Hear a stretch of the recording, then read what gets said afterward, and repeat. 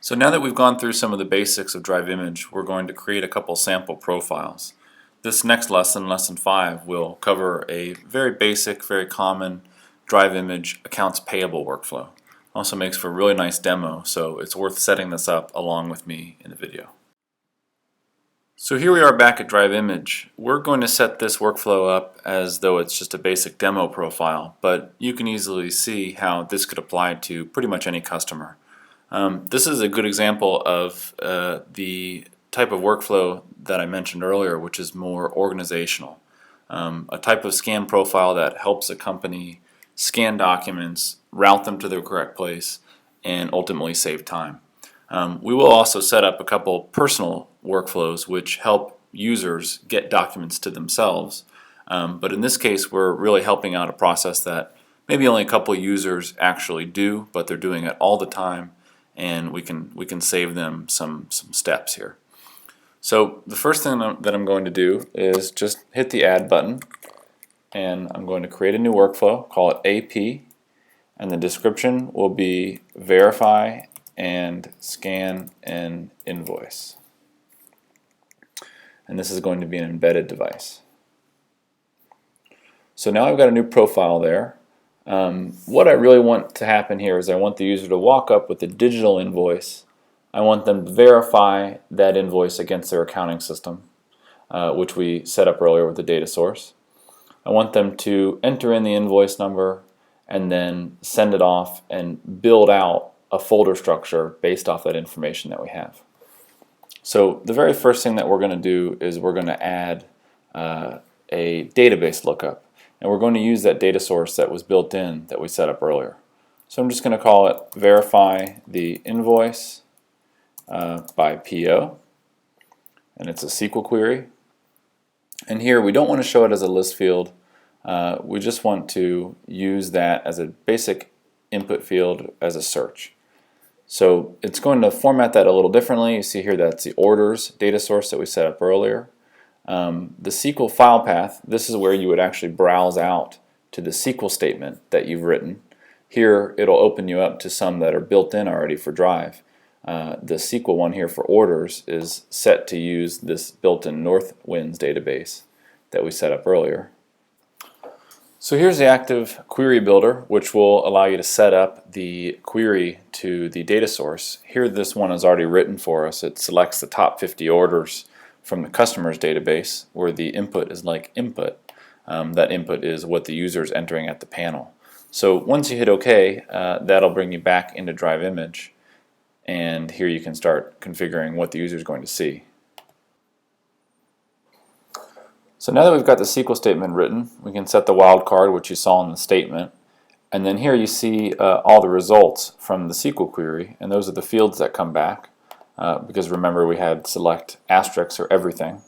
And here I'm going to add a couple of fields that I want the user to actually see. Well, one is order ID, which is the PO number, and remember that the order ID is the input, so what they're searching is for the order ID. And then I also want to bring back the company name just for them to verify. So even though all of those fields are in the database, and here you see here's a bunch of entries for Around the Horn and a couple different companies, even though they're all in the database, or we're only showing order ID and company name, we'll actually have access to everything that came back from the table. So we can use those values to name the file or to write the file to a folder. I'm also going to add another field that's just called enter the invoice number, and that's just going to be a text field. So that's pretty straightforward. The user is going to verify the PO number and then enter the invoice number. In processing here, I'm not really going to do anything. All we're going to do is make it a searchable PDF. So the user will not select the type of document. It's just always going to be a searchable PDF.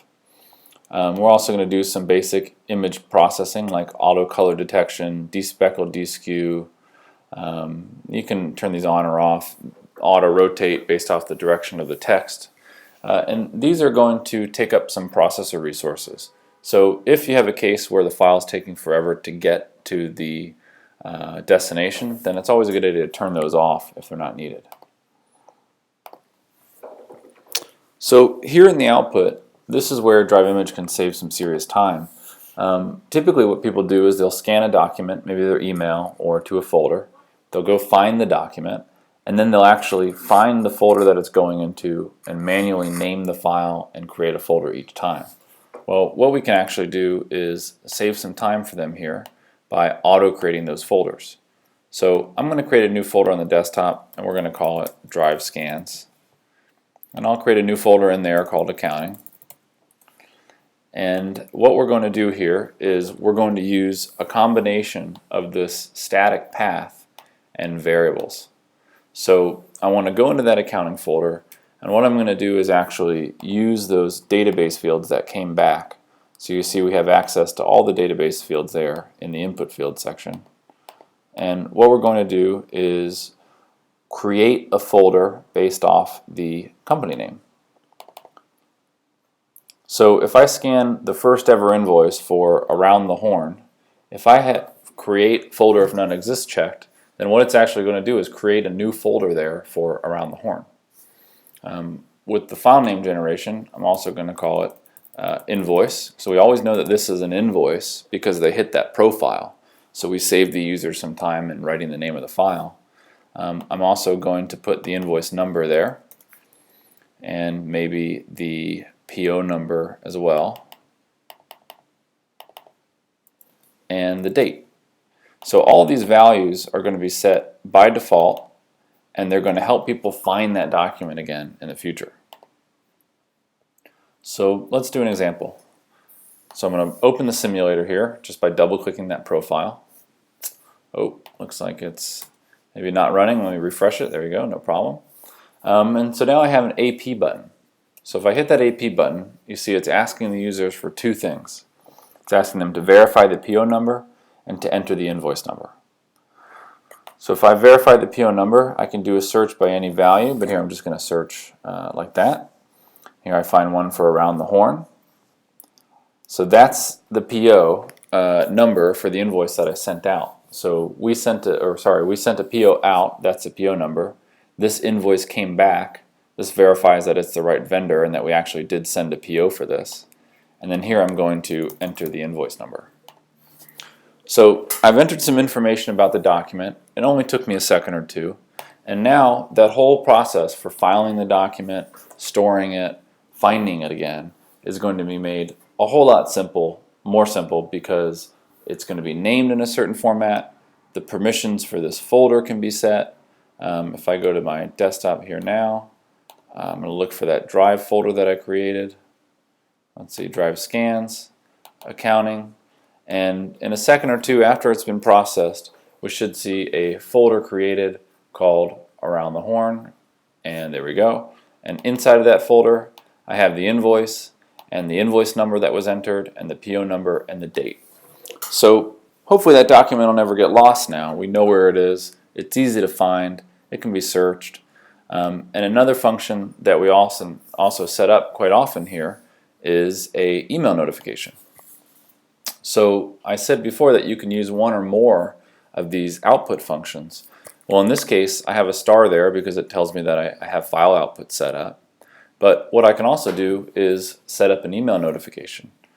What this will tell me is that this document's been processed. And for instance, if I want to send this notification to the controller or the accounting admin team, let's set up a SMTP information. Let's see, blah, blah, blah. Let's say that's the SMTP server. And I want to say the sender name is accounting, or let's call it new invoice. And let's use the same thing. So they're going to get an email, and here in the body of the email we can actually set up all of these fields. So let's say it's a new invoice from, here's the invoice number, and we can put in the, let's see, all the information that we have here, the company name, whatever you want. Anything that might be relevant there, you can put it into the body of the email. You could also, if you wanted, create a link to that document by using the HTML link for the file. So that'll actually put in the location of the file and open it in Explorer. You can put that in the email. And here when I want to send who it's going to, I can add in the recipients a name and an email address. And you can do more than one. You can also put a group there. So it's a very easy way to save people time. Everything's named in the right way. And here you can see that we can actually set up automatic notifications to let people know that something has been scanned. So no more scanning to your email, renaming it, and walking over to the accounting department and letting them know that here's a new invoice. Everything can be taken care of automatically. So this makes a pretty good demo, but you can easily see how that process could be tweaked or customized for a specific user or company.